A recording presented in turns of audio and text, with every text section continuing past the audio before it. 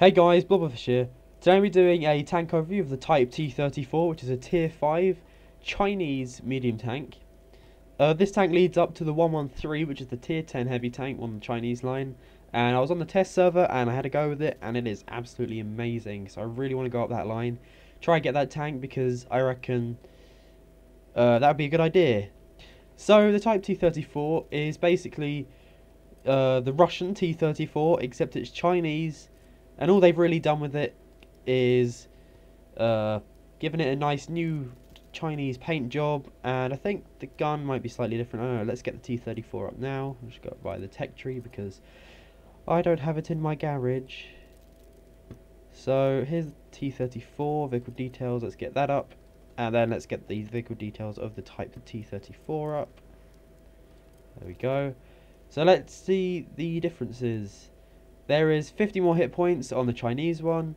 It's more heavy, more engine power, slightly slower top speed, higher traverse speed. The armour is exactly the same except the turret has more armour. The gun on the T-34 is better in terms of damage, however penetration on the Type T-34 is better. It also has a much higher rate of fire. The Type T-34, higher traverse speed of the turret, higher view range and higher signal range. Unless that's, I think that's what I've got mine at the moment. But okay. So that's the T-34 there, which is the Russian one. This is the Type T-34. So when it comes down to it, the Type T-34 is actually better. However, I think in actual gameplay, the T-34 would be better, because we've got to look at things from the actual perspective. I don't know what it's called. Probably the real world action. But to be honest, this is a good tank. I've had a really good game, and I'll be showing that in the replay after I've gone through this tank in Tank Inspector. But yeah, so this tank, 450 hit points, which is more than enough for a tier 5 medium. It weighs 28.85 tons with its current loadout, and with an engine with a horsepower of 500, that's a really good power to weight ratio, which gives it a great top speed of 55 kilometers an hour and a traverse speed of 42 degrees a second. This basically means that you will easily be able to flank around enemies, because I've done that many times before, and I feel that this is a really good medium tank, and I love playing it. I don't really play many medium tanks, but this one seems to work well with me, which is good. The shell damage for this is 64 to 106, which is good, but we can look at that more when we go through the guns, which we should do now actually. That's a good idea. So you get two guns. You get the 57mm 55-57FG, which is a caliber of 57mm, like it says in the title. Got a rate of fire of 26.09 rounds a minute, which is pretty quick. Average penetration with AP of 112, with APCR of 189, and HE of 29mm, which is, yeah, it's HE. Average damage for AP and APCR is 85, and the average damage for the HE is 95, and to be honest, that's no massive improvement, so you may as well just stick out with having a large amount of AP. My loadout currently has 30 HE, but that's because you get so much ammo you can use that I just thought, may as well have some in there. So it's quite an accurate gun with 0.34 dispersion, which is really good, and an aim time of 2.3 seconds, which is also pretty good. It means you'll be able to easily snap your turret around and take some pretty accurate shots pretty quickly. And then the stock gun you get on this is the 76mm F-34, which is what I think you get on the T-34. It's a 76mm gun with a rate of fire of 15.79 rounds a minute. Average penetration with AP is 86, APCR 102, and with HE 38, which is a lot less than the 57mm gun, which is surprising, seeing this is a higher caliber. However, you do gain damage. However, I'd love to have the penetration, because it means I will definitely be able to penetrate and damage tanks at tier 5 and maybe even tier 6. The dispersion at 100 meters is 0.46 on this gun, which is ever so slightly a lot less than the 57mm gun, with an aim time that is exactly the same of 2.3 seconds. so that's pretty good. Also weighs more, so I guess that means it will slow it down. Alright, so that's the guns for this tank. So the turret traverse of this thing is really good. 48 degrees a second, which is unheard of for a medium tank, I think. Apart from maybe the Cromwell might have a decent one. However, I'm not sure. I don't know off the top of my head. If you want to see what has a decent turret traverse, I'd go look at it yourself in the tech tree. Good YouTube videoing skills there, telling you to go do it yourself. But you know, can't be bothered because I need to get this done. So yeah, decent turret traverse. You'll be able to flank around enemies. You'll be able to keep moving and keep your turret aimed on the tank that you're trying to shoot at, which is always helpful. This has decent view range of 350 meters, which is the base, and then if you put some binos on this, it would go quite happily up to 400-ish. And then the signal range of this is 525 meters, which is good, and 490 meters for the base. No, that's the actual. Don't know what the base and the actual is, but you know, who cares? So on the consumables for this tank, I would have the normal stuff: fire extinguisher, repair kit, and medical kit. If you want to go premium for those, go ahead. On my current ammunition loadout, I have 30 HE, 5 APCR, and 65 AP. For the consumables, I probably have a camo net, maybe even a gun rammer. So probably have gun rammer, and then I'd have for here, I'd have binos, and then here, depending on your playstyle, if you want to snipe, which I doubt you would in this tank, I'd go for coated optics. If you wanted to go all in for like proper brawling situations, I'd probably go for either a medium small liner, because I find that quite effective, and also I would go for a enhanced gun lane drive. For the crew, I'd go through the normal crew stuff like Top Gun, no, for Sixth Sense for this one, for the Commander, and then whatever you want for these. Sixth Sense is always helpful. Eagle Eye is also good, and for the Gunner, Dead Eye is also very good. So this was the T-34 in the garage. I'm now going to go into a tank inspector view, have a look at the armour of this tank, and then yeah, I'll go into a replay of this tank. I'll see you in a bit. Hey guys, I'm back. So this is the Type T-34 in tank inspector view. As you can see, this tank has heavily angled armour on the front. Also a turret that's got quite a few angled spaces, which means you're probably going to have some bounces off the turret. Also some nice tracks, like the T-34 as well, that has nice tracks on the side, which will probably soak up some of the damage. So, okay. From the front of this tank, we can see there's this big cupola here, which is probably going to be quite a big weak spot. So, if you're getting hull down, this is probably going to be a place where you're going to be shot quite a lot. I wouldn't recommend getting hull down in this tank too much, though, because the turret armour of this tank isn't particularly good. This thing here has no armour at all, so if you get shot in that, it won't register, which is always good, because I'm sure that some people are probably going to shoot at these things and be like, oh look, I can hit that, and then they'll probably shoot it and they won't do any damage, and they'll be like, why did that happen? But yeah, so if you're trying to use the front armour effectively, you can see that there's probably a weak spot here, which isn't actually a weak spot, which is surprising. And basically the whole of the front is about 65mm to 73, which is the upper plate here. This thing here is actually a weak spot of 45mm, so if you want to effectively kill one of these and you've got your face in the front and you can't penetrate this front plate here, shoot this little minigun thing. This little viewer's hatch isn't actually a weak spot. In fact, it's got a strong point here, but I doubt you'll probably be able to shoot that. This lower plate here is pretty much an auto ricochet, which is really good because it means that you won't be able to hit it. If you're shooting at this turret from the front, you can see that there's this weak commander's hatch here, which does have an auto ricochet spot right on the edge, but you're probably not going to be able to hit that. Then you got this gun mantlet thingy here, which isn't really a gun mantlet, but as you can see, it's about 52mm to 70mm, then it has an auto ricochet area all the way around the edge. It's about 140mm on this like little gun thing here, don't know what that is, but it's thicker there, than it is anywhere else, but that's probably because there's more metal in the way of the turret. The turret ring, which is this little bit around here, is pretty much solidly 50 all the way around. However, the angling around the sides makes it a bit thicker with auto ricochet areas on the very edge.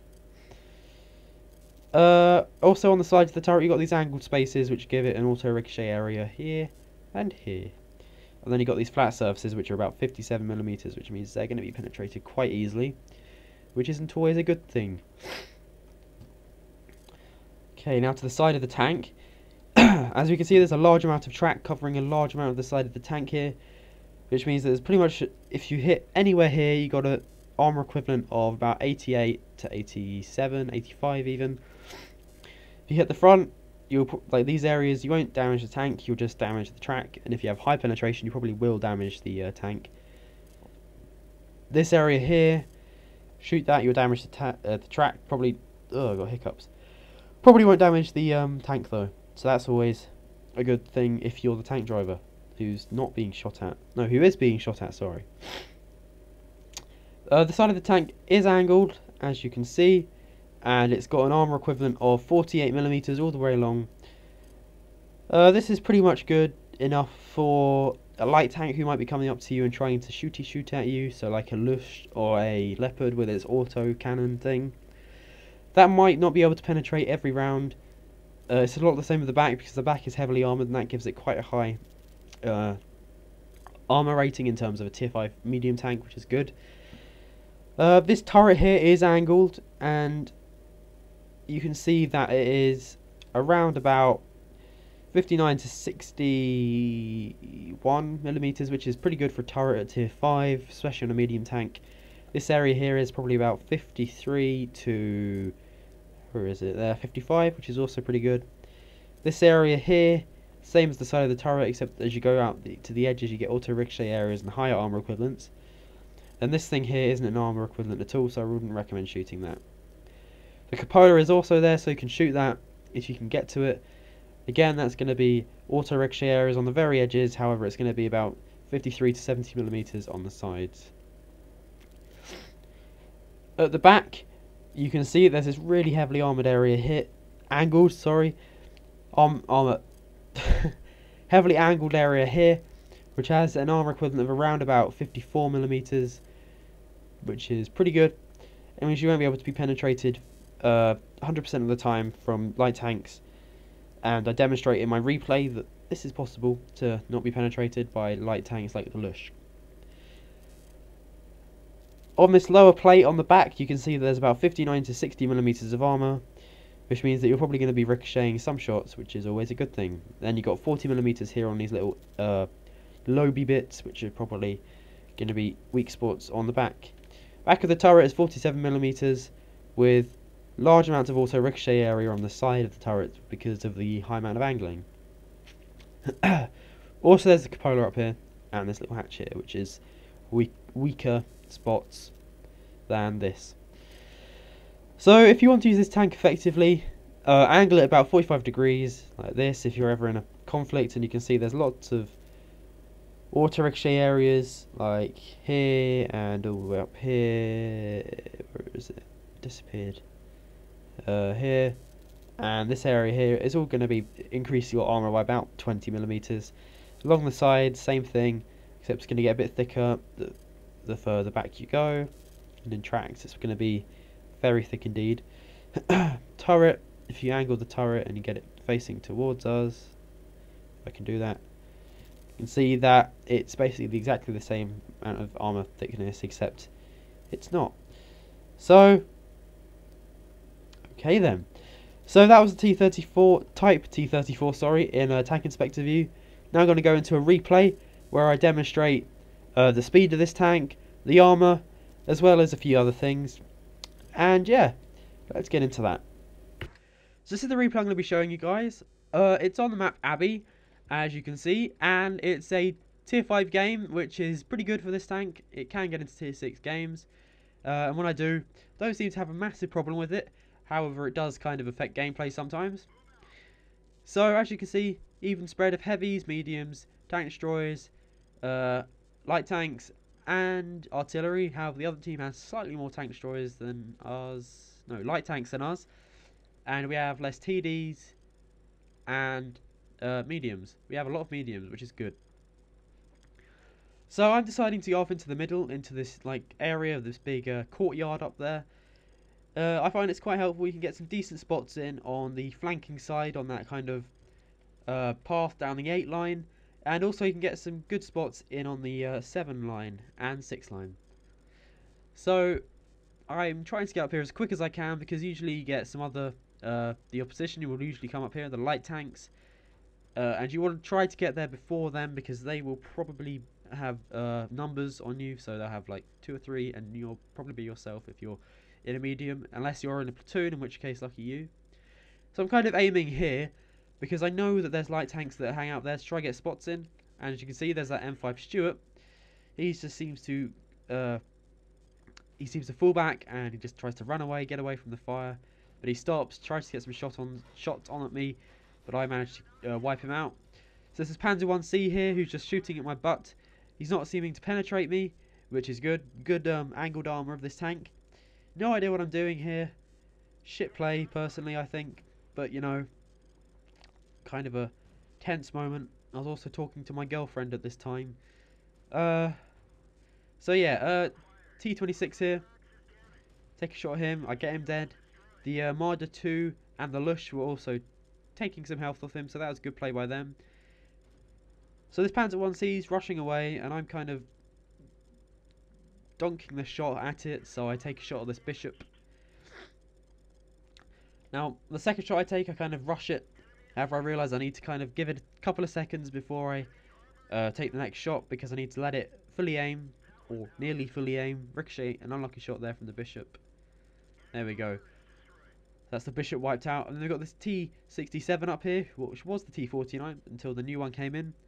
However, he doesn't seem to spot me, but I think that's because the tree's in the way. He's just using the indicator, which shows which direction your damage is coming from there, to kind of get a rough idea of where I am.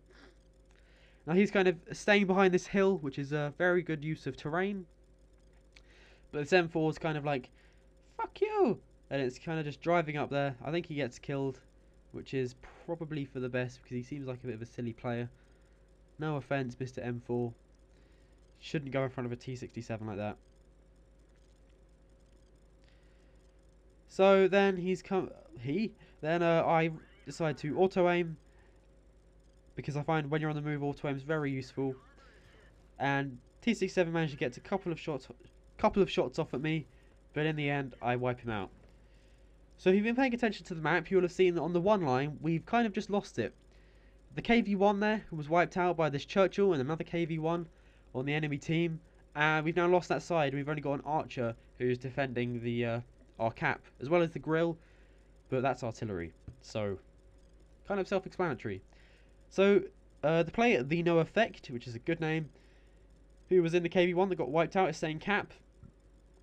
But using the Alt key, as you can see, if you look up on the top screen, you can see that the KV-1 is on 640 health, and the Churchill was on about 61, I think. So that's a good use of XVM there, on the damage indicators. So that from this, I know that I'll be able to one-shot the Churchill 3, or Churchill 1, the Churchill 1, there we go. As you can see, 65 health, so I'll be able to one-shot him, and the KV-1's on 504 health, which should be easy enough to wipe out. Oh look, 341, even easier.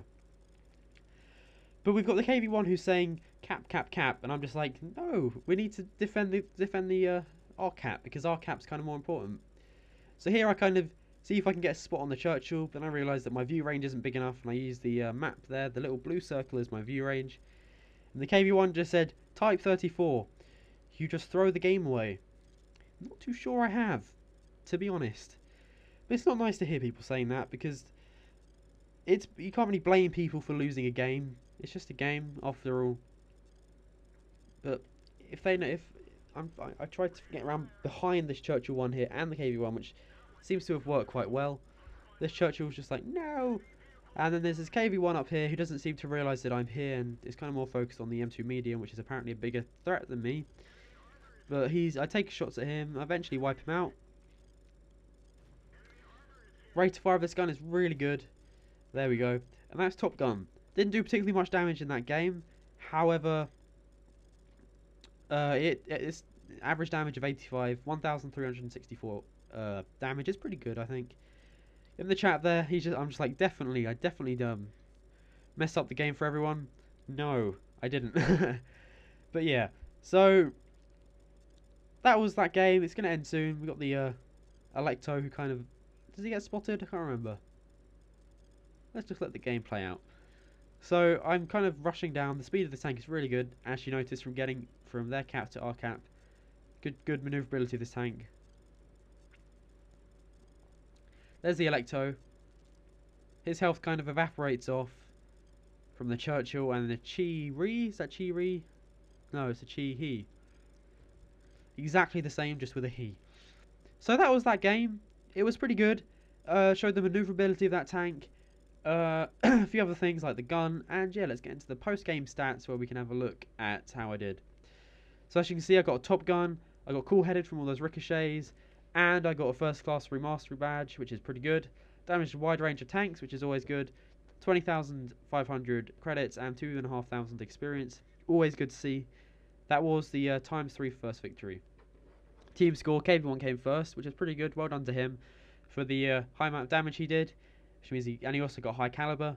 I did 1,367 damage and that's pretty good. Got 839 experience, which in tier 5 game is good. As you can see, I blocked 407 damage, which is always good. And I did around about 1,367 damage. Most of it was close, which is always good. So it's been Blobberfish. Thank you for watching this. Like, subscribe, and I'll see you again soon. Bye.